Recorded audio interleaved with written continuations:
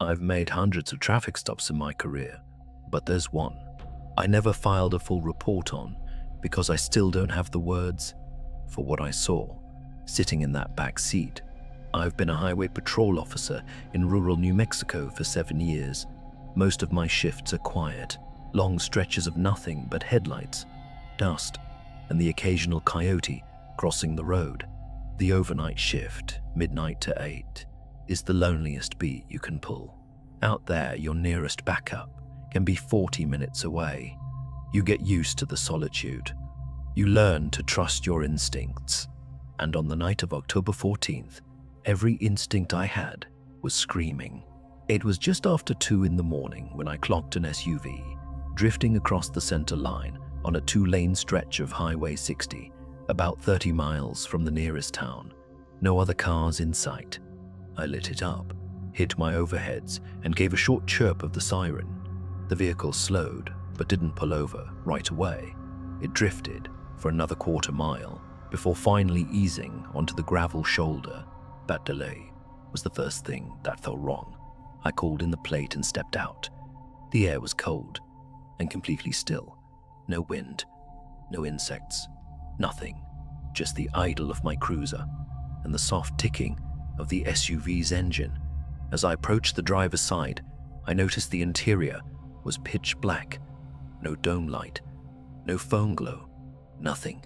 The driver's window cracked open, barely an inch. I announced myself and asked for license and registration. The driver, a man, maybe mid-30s, didn't respond at first. He just sat there, both hands on the wheel, staring straight ahead. He wouldn't look at me. I asked again. He slowly shook his head, almost imperceptibly, like he was trying to tell me something, without speaking. That's when I moved my flashlight toward the back seat. The beam cut through the darkness, and what I saw made every nerve in my body lock up. 3 figures, men, sitting shoulder to shoulder in the back seat, completely motionless. Each one was wearing a dirty, handmade animal mask. I remember a pig, something like a wolf, and one I couldn't identify. The masks were crude, stained like they'd been used before, and resting across each of their laps in plain sight was a machete. None of them moved. None of them breathed, as far as I could tell.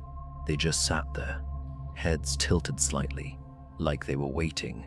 My hand went to my holster, and I took one step back. Then I heard it, the click of all 4 doors unlocking at once. Time slowed down. The driver's door began to push open. I heard movement from the passenger side, gravel shifting under boots. I didn't wait. I drew my weapon, gave one sharp verbal command, and backed toward my cruiser in a controlled retreat, never turning my back to the vehicle. The rear door on my side started to open. I could see a hand gripping the frame, gloved, filthy.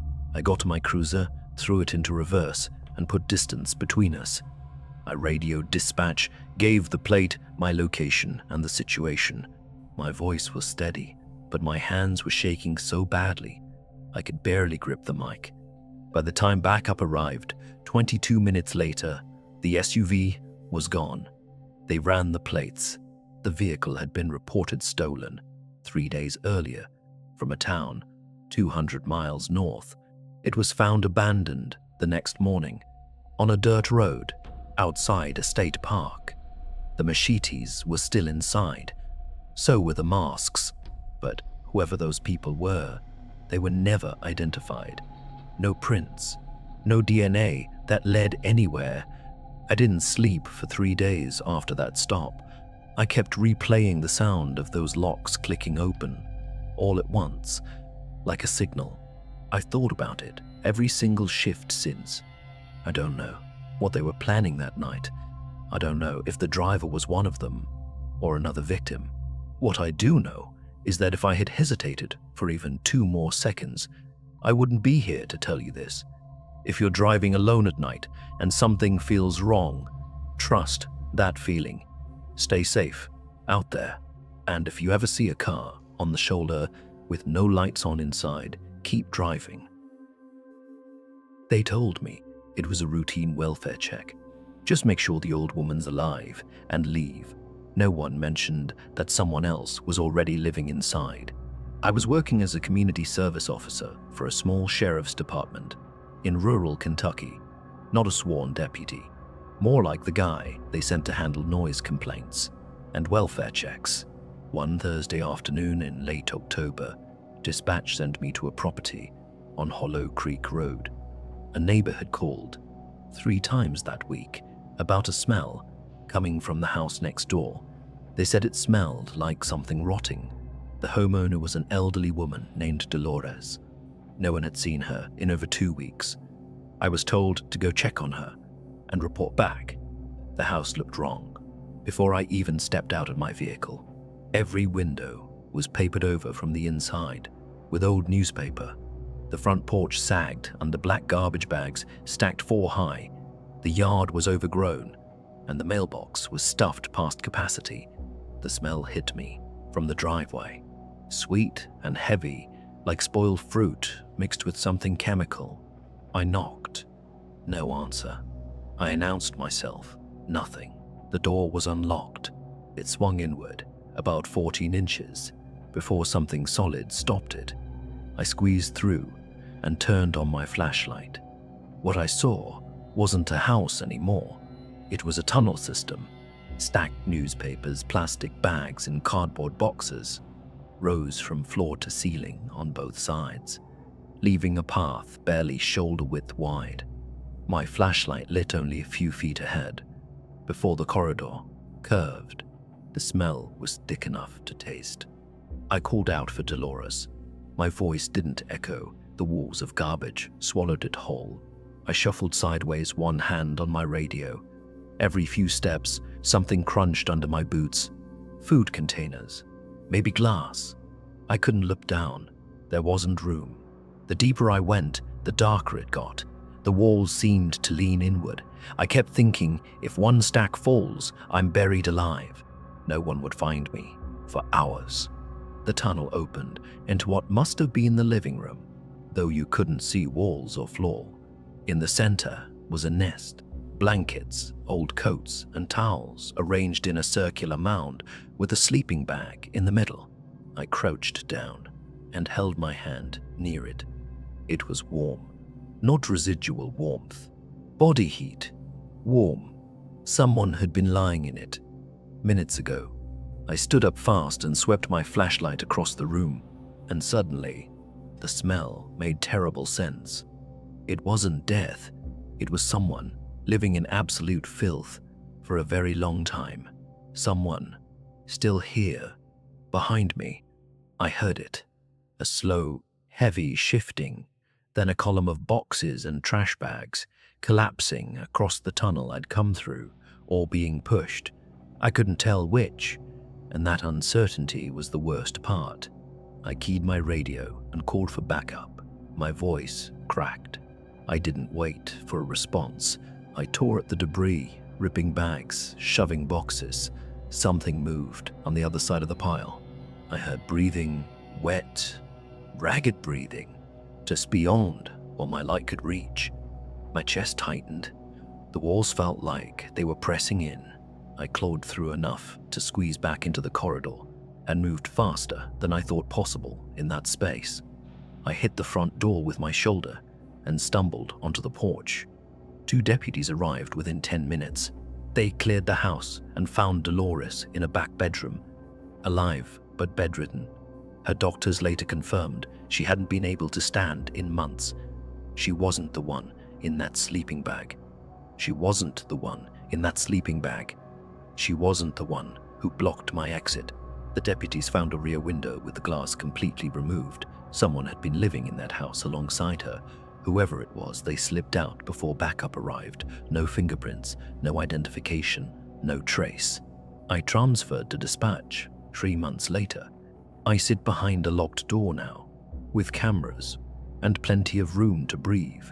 But sometimes, in a quiet moment, I still think about that sleeping bag, about the breathing on the other side of the pile, about the fact that whoever was in there heard me coming, watched me enter, and then sealed me in. Stay safe out there. Some houses have more people in them than you think. I need to tell someone this. I've kept it to myself for 2 years, and it's eating me alive. I was a county deputy in southern New Mexico, assigned to night patrol along a canyon road most people avoided after dark. At 3 in the morning, I found someone standing in the middle of the road. At least I thought it was someone. In the summer of 2022, I was working graveyard shifts for the Doña Ana County Sheriff's Office. My route covered a 2-lane road winding through a narrow canyon south of Las Cruces. No cell reception, no streetlights, no houses, just red rock walls and mile after mile of empty asphalt. Most nights were quiet. A stranded motorist here, someone sleeping in their car. There, I liked the solitude, but the silence out there had a weight to it, like the canyon itself was holding its breath. It was just past 3 a.m. on a Tuesday when my headlights caught something ahead. At first, I thought it was a deer. Then, as I got closer, I saw it was a person, a woman. She was standing dead center in the road, facing away from me, wearing a hospital gown, the kind that ties in the back and nothing else. No shoes. Her arms hung straight at her sides. Her dark hair was completely still, even though a dry breeze was pushing dust across the pavement around her. I slowed to a crawl and hit my spotlight. She didn't react. Not a flinch, not a turn. My first instinct was a mental health crisis. Maybe someone who had walked away from a facility. I reached for the PA mic, but something made me hesitate. Her posture was too rigid, too perfect, like a mannequin placed there on purpose. I swept the canyon walls with my spotlight, half expecting an ambush, someone hiding in the rocks, using her as bait. It wouldn't be the first time. I keyed my radio, nothing but static. No signal down in the canyon. I was completely alone. I looked back at her. She hadn't moved. Not a single inch. I couldn't even tell if she was breathing. The engine idled. The wind hissed through the rocks. And that woman just stood there, perfectly still, as if she had been standing there for years. I pressed the PA button. "Ma'am, this is the sheriff's office. Step to the side of the road." My voice echoed off the canyon walls and died. For 1 second, nothing happened. Then her head snapped to the side, not turned, snapped like a joint, cracking into a new position. Her shoulders twisted at an angle that made my stomach lurch. And then, in one horrible fluid motion, her arms and legs bent the wrong way, and she dropped onto all fours. But wrong. Her elbows and knees were inverted, bent backward like an insect. She looked like a spider made from human parts. The sound came from her, fast, rhythmic clicking, like teeth chattering at impossible speed. Every instinct fired at once. I floored the gas and yanked the wheel to swerve around her. The cruiser fish-tailed, tires shrieking against the asphalt. I clipped the shoulder and nearly scraped the canyon wall, but I straightened out and kept accelerating. 50 miles per hour, then 60. My hands were shaking so badly I could barely hold the wheel.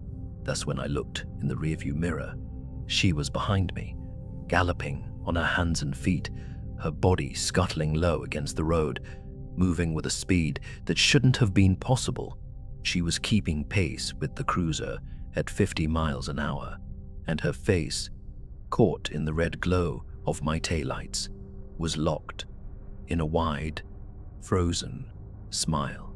I didn't slow down until I hit the highway. 20 minutes later, I pulled into a gas station with the engine still running and sat there, hands trembling against the steering wheel. For close to an hour, I filed a report. Welfare check, unidentified female, Canyon Road.